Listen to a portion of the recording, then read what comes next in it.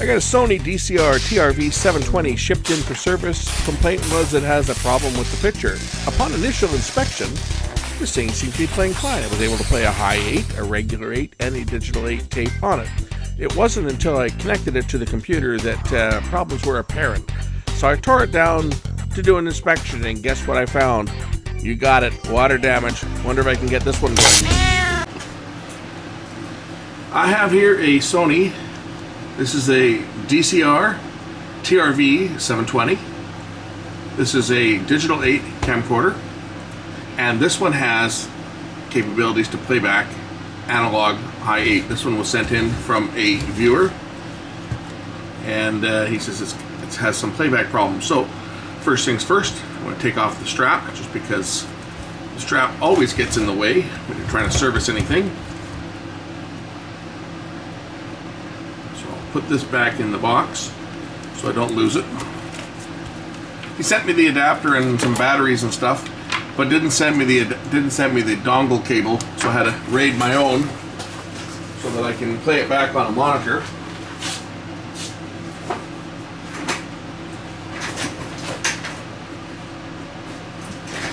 So first things first, let's power the camera up and see whether it actually powers up. So I'll show you guys the flip out screen.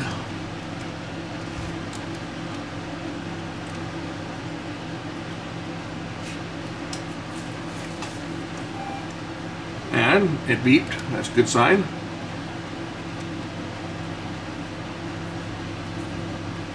And if I take the lens cap off, I have a picture.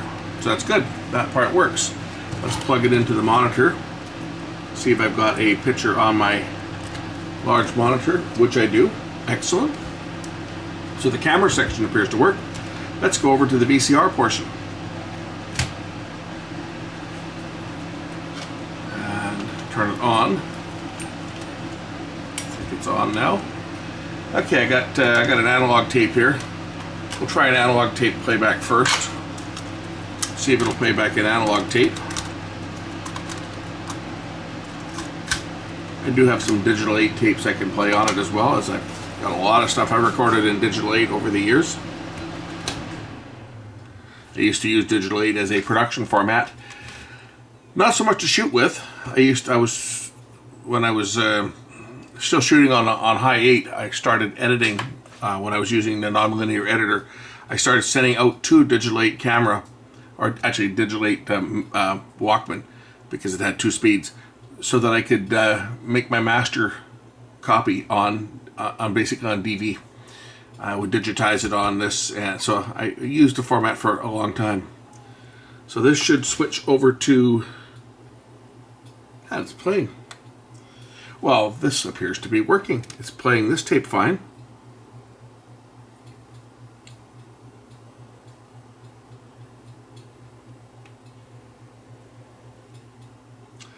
I wonder what his problem is.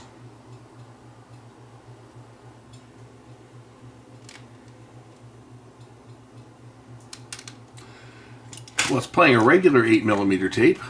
I haven't done anything to it, I just put the tape in. Let's try a high 8 tape, and then I'll try a digital 8 tape.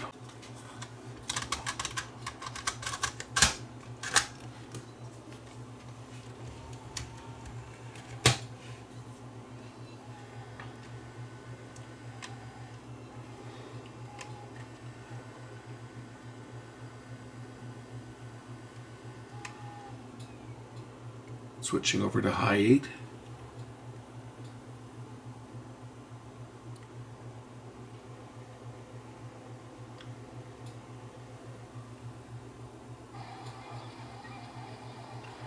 And this one's also playing back fine. Okay, well, I guess the next thing is to, I'll try a digital 8 tape. I wonder what his problem is. But it's certainly playing the tapes properly through the viewfinder and on the monitor I've got it plugged into. I go dig up a digital 8 tape and we'll try that out. This was the tape that I did years ago for my my website. many moons ago. We'll even have the data code on here, I'm sure. Yeah, 1999 is when I made this recording, August 22nd, 99. That would have been right about the time the digital 8 format first came out, and this was a demo tape that I did, and it seems to be playing this one too, no problem. So I wonder what the problem with this camera is. Well, color bars were recorded then, but this was recorded on August 24th, 2001. That was when it was recorded onto this tape. I should show you guys this recording. This is pretty corny. I'll show you guys this. So this tape, this is one that I did, I say years ago. Did it for myself, just to promote my archiving business, and you'll see stuff that we'll talk about video, CD, and DVD. Back when this was done, archiving to DVD was cost prohibitive because the blank discs at the time were about $25 a pop. So by the time you rendered it, by the time you captured and rendered and turned out a DVD, by the time you pay for the materials, you're talking $50 for a 2-hour disc, and nobody was paying $50 for that. But people were putting stuff onto video CD back then, even at the limited quality of video CD. But here was the spot that I did. This ran on my so you bought yourself that new video camera. The pictures do look great, but how long will the videotape last? It's one of the touchiest questions in video, and few people bother to ask it. How long does a video cassette last? Most of us operate on the assumption that the tapes we record today will play back far into the future. But how long can we expect that tape to reliably store and recall our memories? The answer is not found in advertisements for videotape. But the truth is, unfortunately, that videotape is not forever. Unlike movie film, which can last for decades, videotape is far more fragile. In fact, no magnetic recording medium is permanent. But now, thanks to an internal study by Sony in Japan, a tape manufacturer has gone on the record with a specific estimate on the life of its videotape products that should shatter any illusion that video is forever. The Sony report concluded that the life expectancy of any tape depends on disintegration of its chemical components, such as plastic, base film, binder polymers, backcoating materials, and lubricants. I don't know what to say about this. That was my attempt at doing a video on my website. MPEG-1, yeah, we used to, this is before DVD, recordable DVDs became popular. And we were putting stuff onto video CD. And yes, I actually had people that were transferring material over to video CD. And then, of course, the price of DVDs dropped, and it was DVD for the longest time. Now most of the archiving is done to a USB stick or hard drive. Nobody wants physical media anymore. Everybody wants to put things on these little cheap memory sticks that, in a blink, you can lose everything. But that's the way it is. This machine appears to be working. I don't know what the fault was. He said it wasn't playing back, was the complaint. He says it was all pixelating and it wasn't playing back. I think I'll take this in. I'm going to plug it into my computer and see whether it actually will play, and we'll put it in. I'll take it in and see if it'll actually play into the computer. Maybe it's a problem with the FireWire, but the analog output certainly is working. So I took the camera into the house, plugged it into my computer, and guess what? My computer would not even recognize that there was a camera connected. So there is a fault in the camera. We're going to have to investigate. So what we'll do is we'll check it. There's a couple connectors in these cameras that have been known to cause some issues. So we'll check it out and see whether it's one of the common problems. So the camera pops apart quite easy. Just remove the screws marked with the arrow, and these ones actually come apart quite easily. I've got two of these cameras. I've got two of these 720s, and I have a DCR TRV720, which was my original camera. The TRV110 is the one that I had to change the chassis on because the flex cable got damaged on it.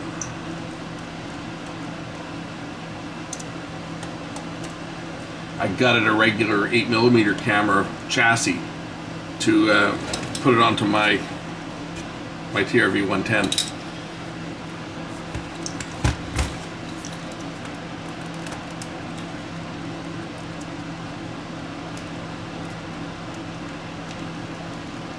It's been so long since I've actually used. I just use them for playback, right? I haven't recorded anything on digital 8 since probably 2000. I'm going to say 2003, somewhere in there. I used to when I was shooting on DV. Well, for a while there. For a while, what I was doing was I actually carried around, when I was still shooting with my EVW 300, I made a bracket so that I could attach my TRV110 to the top of the EVW 300, and then I would take the S-video out and the audio out, and I plugged it into the S-video in and audio in on the camera, because the TRV110 had standard RCA plugs for the audio, and then I was just using it as a standalone recorder. So when I was using my old EVW 300 professional high 8 camera, I was actually recording onto digital 8. So I was using my 3-chip camera onto digital 8, and it looked fantastic. Did that for a while because I was editing everything on the computer anyway, and then I used it as a recorder for when I was editing, to keep everything in digital rather than dump back to mini DV when I started shooting on mini DV. Mini DV tapes were expensive. 8mm tapes were pretty cheap, so I started recording everything onto digital 8.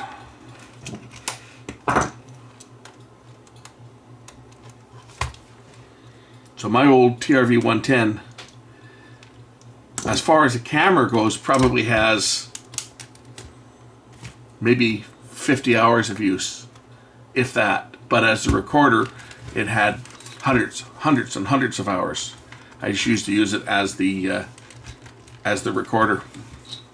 I think I got all the screws out now. This thing should just pop apart. If I've got all the screws out, I think I got them all.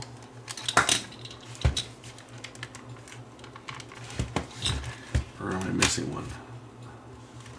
Nope, that doesn't come out there. This whole camera should just lift apart. I gotta pull the front piece off first.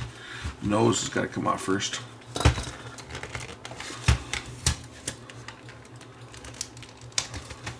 There we go. And unplug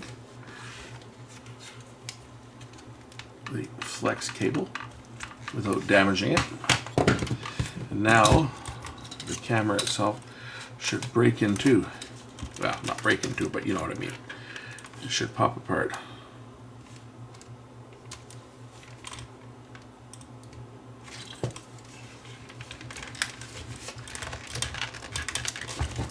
There we go.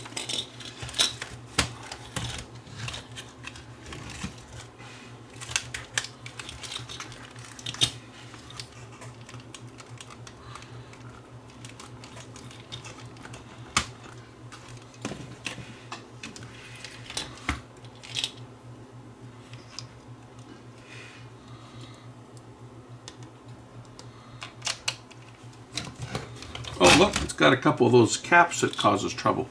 I think they're okay on this one. Haven't seen any of them that have actually failed.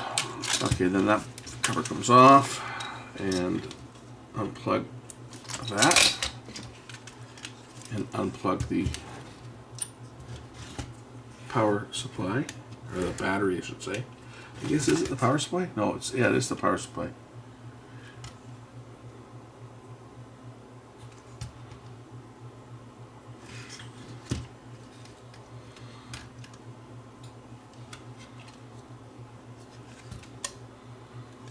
leave that on.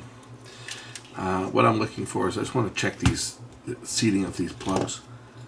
The seating of these plugs is what causes a lot of problems on these.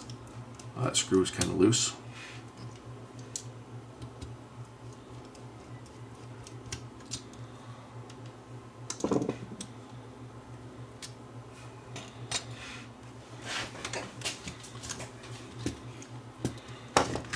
So there's the head drum. As you can see, it's balanced. They put little ball bearings in here to balance this, because this head drum spins at 4,500 RPM when you are playing a digital tape. Therefore, it needs to be perfectly balanced. And as far as I know, you can't change the head on this one. The head itself is permanently attached to the lower drum. So to change the head out on one of these, you have to change the entire head drum. It came as a complete assembly, upper and lower drum. And the reason for that is because it is balanced.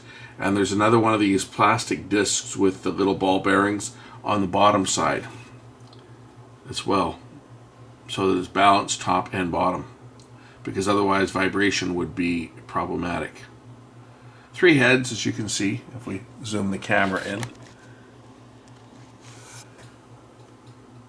It has a flying erase head, that's that one, and then video head number 1 and video head number 2.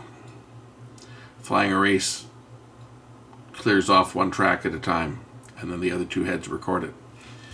The connectors I'm concerned about is these ones here, where the head plugs in. I'm just gonna reseat them, because they've been known to cause problems. So I just have to move them a bit, pull them out, and reinsert them. That'll clear off any oxidation that may have formed on the contacts.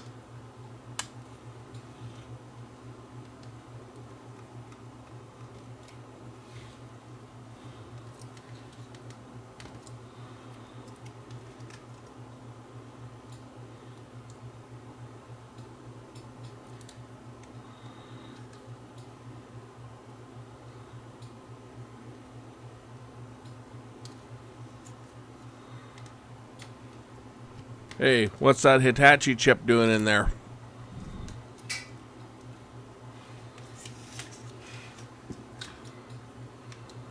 Another thing that gives trouble on these is these little cleaning wheels. The little foam wheel here will eventually deteriorate and start putting dirt onto the head. This one doesn't appear to be in bad shape, so I'm not going to remove it. It's not gone sticky or anything, but that does happen. The little foam wheel there that you see, it does, after a number of years, especially if it's been used a lot, it will wear down. But the idea behind that is when you first put the tape in, the head spins up, that makes contact with the head, and it's supposed to clear out any contaminants that are going to contaminate the heads.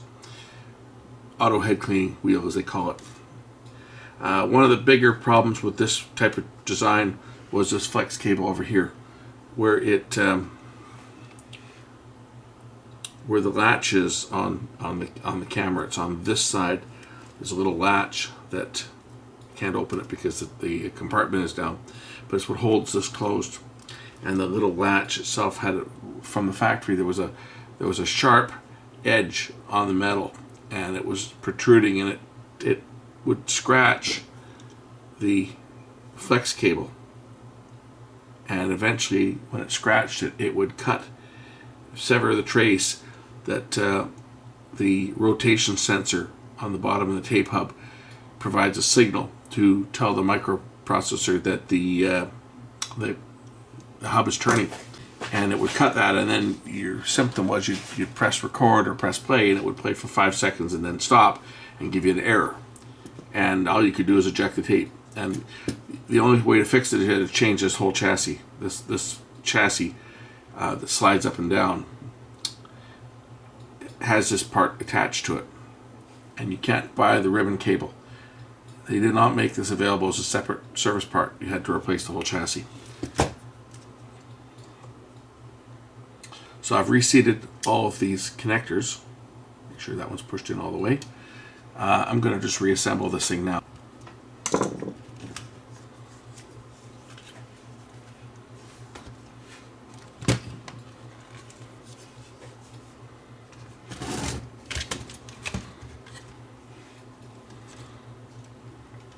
Oh, this is the infrared cut filter for when you put it in night shot. And what this does is this little switch is what turns on that the green cast on the picture.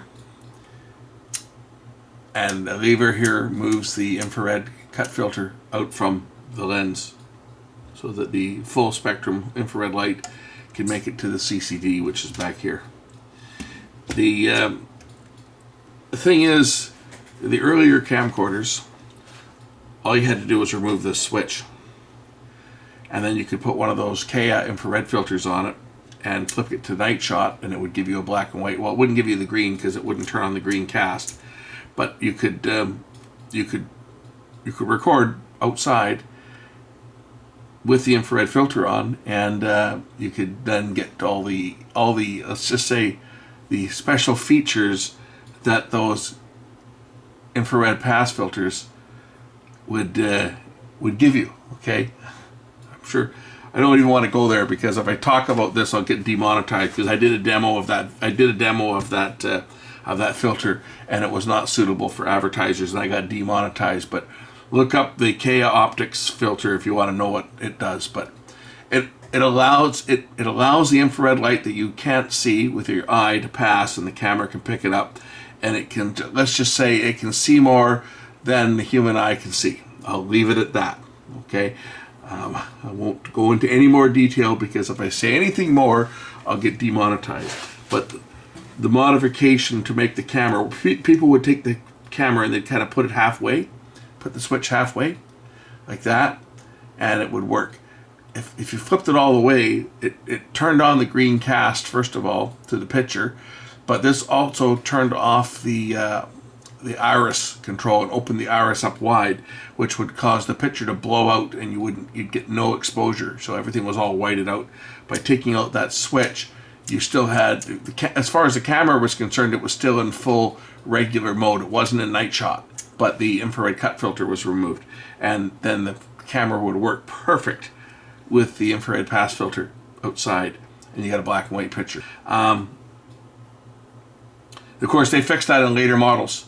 The later models, they actually, the infrared cut filter here was part of the last element to the lens, and they changed the focus. So when you pulled the focus, when you pulled the infrared cut filter away, the camera would be completely out of focus, and the switch had to be activated, which reprogrammed the autofocus to compensate for it at the extreme. And it would actually adjust the focus of the actual lens itself so that it would autofocus. And if you tried to bypass the switch, yes, you would have proper exposure, but the camera was out of focus because the last element for the lens was attached to the infrared cut filter. If that makes sense. That's how they finally did away with those Kea filters working. But the earlier camcorders, they worked like a jewel. I know because I got a filter. And no, I didn't buy them. They were expensive. They were a couple $100, but an old friend of mine, old ham radio buddy of mine, bought one and did some creeping with it. Because when he passed away, I got given some of his old stuff. And one of the things I was given was, I got given his 8mm camera that he used it with, but the filter. And some tapes that he had taken with it, and a bunch of other stuff. But anyway, that old filter works. I've never used it. I used it once to play around with it, to experiment and look at currency and stuff, to look at the security features on currency. And to do that, you need sunlight or an incandescent light. It won't work with a fluorescent light, and it won't work with LEDs because they don't produce infrared. You got to use a bright incandescent bulb.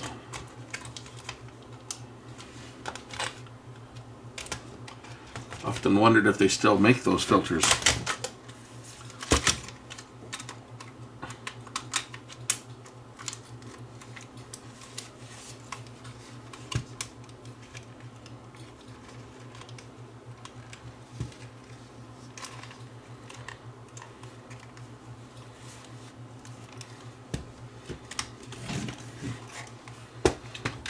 couple screws into here to hold this thing together so that it doesn't fall apart. And then I can power this. I can power it up.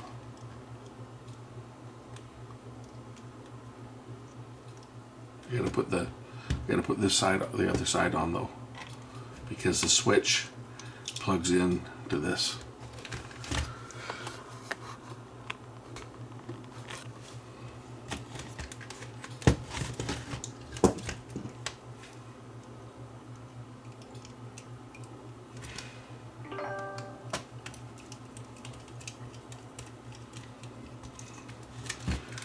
Tell you, I spent all day today working on a VCR that was given to me. That the person that gave it to me said, "Oh, it just needs a new idler. It doesn't rewind." No, it doesn't need a new idler. It's more than that. The idler is fine. It's got a CPU problem. It'll go into rewind once in a while, and the rest of the time it stops. And it's looking like the central processor is kind of screwed up on it. But I spent the whole day on that thing and didn't get anything accomplished. I don't know if I'll publish the video for that or not because it wasn't successful. I'll let you guys decide whether you want to see an old top-of-the-line JVC in pieces. And maybe it'll get fixed someday, maybe it won't, but as of today, it's not. Oh, look, there's some little bit of rust in here. I wonder if that was his problem. Oh, I think I see his problem. Looky. Right there. Corrosion. Water's gotten into this thing.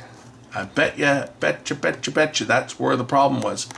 And it's kind of cleared itself up because it's dry. So maybe we'll take that and clear that out. Yeah, you can see some corrosion here.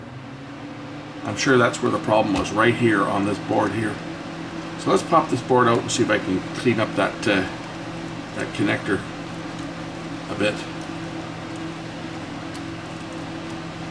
Oh yeah. Yeah, look at the corrosion there. That's where the problem was, and it's dried up. It's what's happened. That's why it's working now. Well,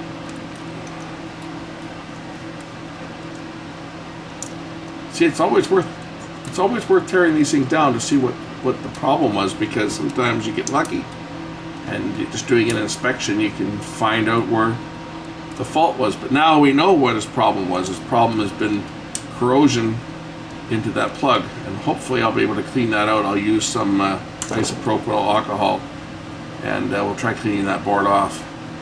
And yeah, you can see some corrosion right here too. Use some isopropyl, and we'll try cleaning that connector off.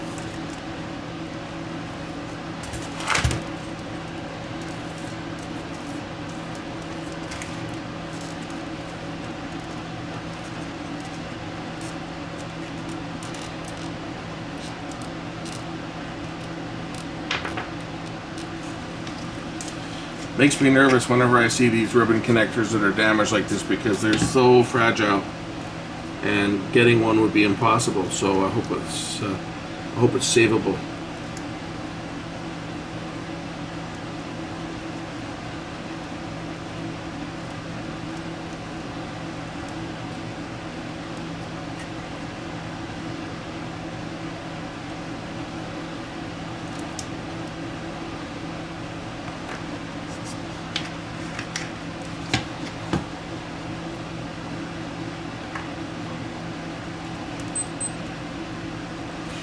Put some contact cleaner on there, protect it. Put some deoxit.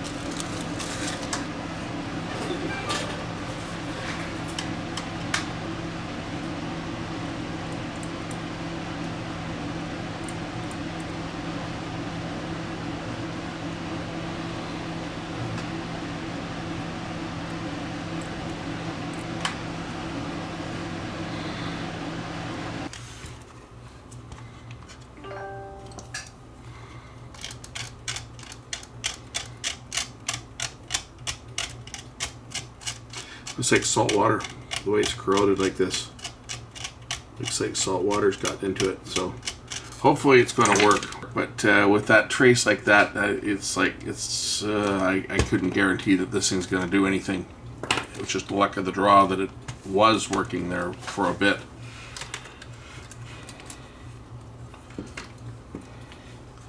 That's like the worst place you can get water inside your camcorder. It's never good. You can never guarantee that you're going to be able to fix anything that's ever had water in it. Number one cause of failure is water. I've got one. I've got one of these TRV720 that was given to me that got water in it, and it got water into the DV connector, and the DV connector is shot. There is no DV. It works fine with the analog output, but the DV output doesn't work. And I tried to get the board for it years ago, and the board wasn't available. So it's unfortunate, but that's what happens with these things. And that's why you also got to be really careful when you buy them used, because people will sell these units on eBay for top dollar. The one that I got given to me, the TRV720 that I got given to me, the person that gave it to me bought it on eBay and paid $700 for it. And it was dead.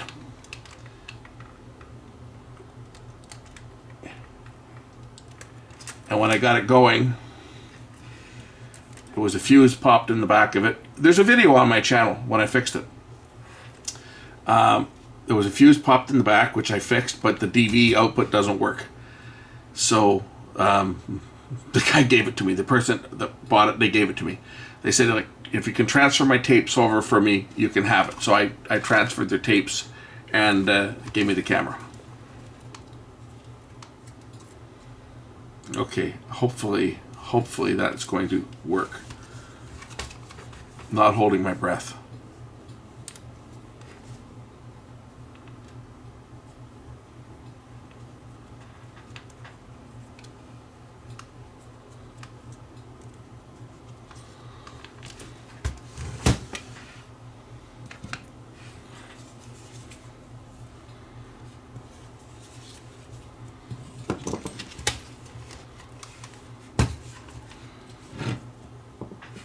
Probably just plug this in and see whether we get a picture on the thing.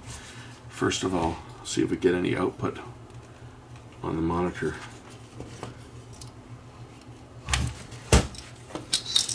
And then we'll take it in and see whether the DV works.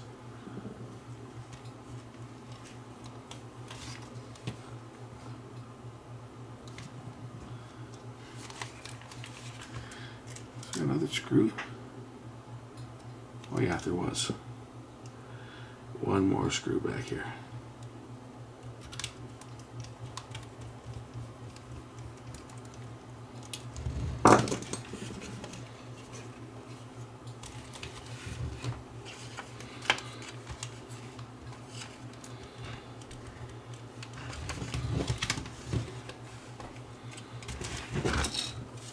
Got to plug this in order for it to turn on the power, because the power switch is on here.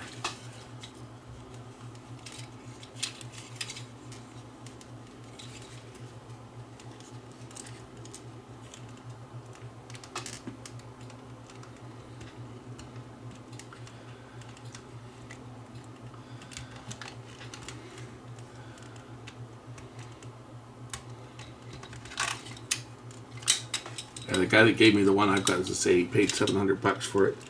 Bought it because his old camcorder that he had, the capacitors had all gone bad, and so he couldn't play his tapes. So he figured he'd buy a digital 8 and he could continue to use the thing. And he bought this camera, and it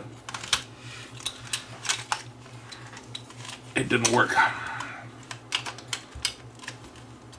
You know, I've heard the saying, right? Buyer beware. Well, especially on eBay, you got to beware. You got to be really careful on eBay because everybody sells things and they always say, "Oh, it powers up and it works." It powers up. You know, I don't have any tapes to test it, but it powers up. So those are telltale signs that it doesn't work. But most things don't work when you buy them on eBay.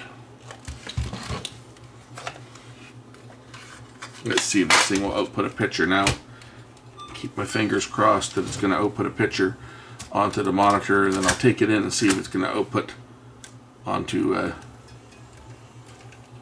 FireWire. Fingers crossed. This should be a underwater video of fish, which it is.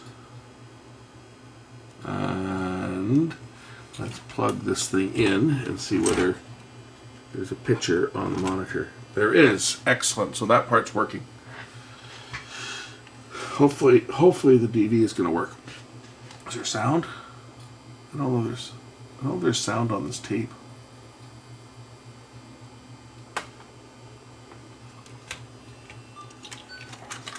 This is a high 8 tape.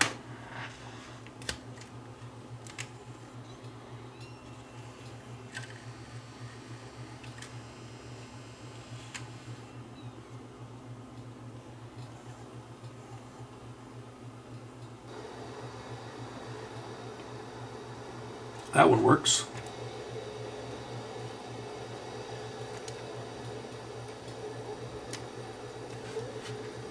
I don't think there'll be any sound out of this unless I plug that in, because I think it's got the headphone plug on here.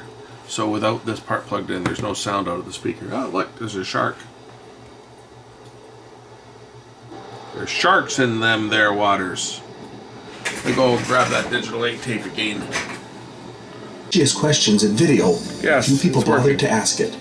Okay, so it's got sound on the digital 8 tape. I think this one with the fish on it. It's just some underwater stuff that I got my hands on. And I don't think there's any sound on it. That's what it is. Okay, I'm going to put this thing back together. And then we'll put the front on it. Put all the screws back in. I'm going to take it in. And we'll check it out and see whether it's going to work on the computer. See whether I can capture from it. That's a biggie. Hopefully it's okay. It's working fine with the analog output's working on it now, so hopefully the FireWire output is going to be okay. That's my only concern, because of where that corrosion was. It may have damaged the digital output.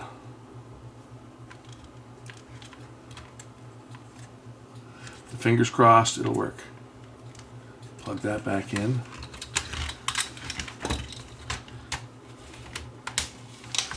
And snap the front on. I love how these things go together. Sony were the best as far as camcorders go. Nobody else knew how to make a camcorder. Canon, garbage. JVC, a joke. Junk, very cheap. That's what we used to talk about. We used to call JVC stuff. Junk, very cheap. I was never a JVC fan. And then I bought a GY DV500. Spent 10 grand on the stupid thing. Well, by the time I bought the tripod and paid tax and everything, it was 10 grand. But it was an okay camera. But you know what? It's junk. Junk, very cheap. Because that camera, I bought it in 2000. Okay? I only used it for a couple of years. I used it from 2000 in my production business. I used it from 2000 until 2004. And the camera itself probably has only about 200 hours of actual use, if that. I could fire it up. I've still got the camera. I could fire it up and see how many hours are on the heads. But I bet it's less than 200 hours. And it won't work. It eats tapes. And I don't know what else has gone wrong with it, because it's been sitting for the past 20 years, pretty much. Well, it's been sitting for, what, 17 years now, I guess. See, I used it from 2000 when I got it. I used it through to 2003, And then in 2003, or was it 2004? I think it was 2003, I decided that I needed to go HD because people were asking about, it was mostly weddings at the time, people were starting to ask about high definition and shooting and giving them a Blu-ray. So 2003 or 4, whenever Sony's little $5,000 or $6,000 3-chip HDV Handycam FX1, the HDR FX1, whenever that camera came out, I forget what year. It's either 2003 or 2004, but that's what I ended up with. And then I kind of retired the JVC.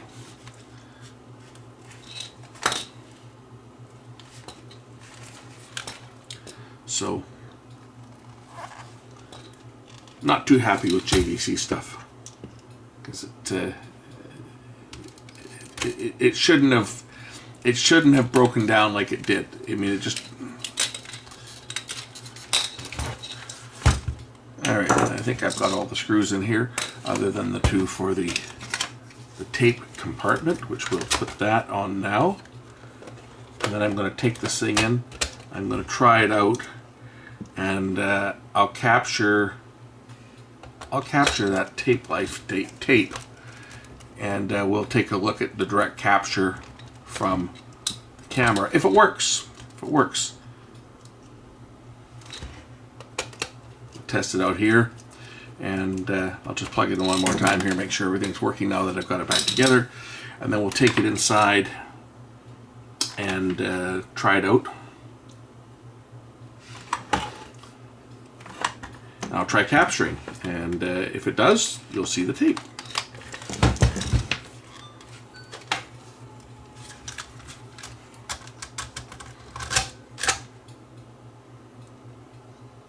Oh, might help if I turn it on.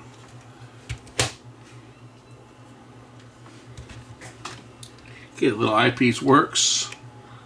Little color viewfinder LCD. That works.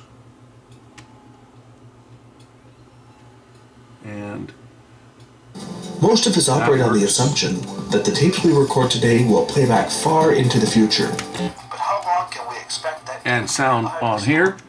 Let's take it inside, and I'll capture, and I'll put the recording on here if everything's working. So there we go. Thanks for watching. That's taking apart a little DCR TRV720 to explore what was wrong with it, only to find out that it had water damage. And that was likely what was, well, I can guarantee that's what was causing his problem. And the only reason it worked here when it arrived was because it had dried out, but definitely it would have acted up for sure again and caused some problems. Let's go try it out. So you bought yourself that new video camera. The pictures do look great, but how long will the videotape last? It's one of the touchiest questions in video, and few people bother to ask it. How long does a video cassette last? Most of us operate on the assumption that the tapes we record today will play back far into the future. But how long can we expect that tape to reliably store and recall our memories? The answer is not found in advertisements for videotape. But the truth is, unfortunately, that videotape is not forever. Unlike movie film, which can last for decades, videotape is far more fragile. In fact, no magnetic recording medium is permanent. But now, thanks to an internal study by Sony in Japan, a tape manufacturer has gone on the record with a specific estimate on the life of its videotape products that should shatter any illusion that video is forever.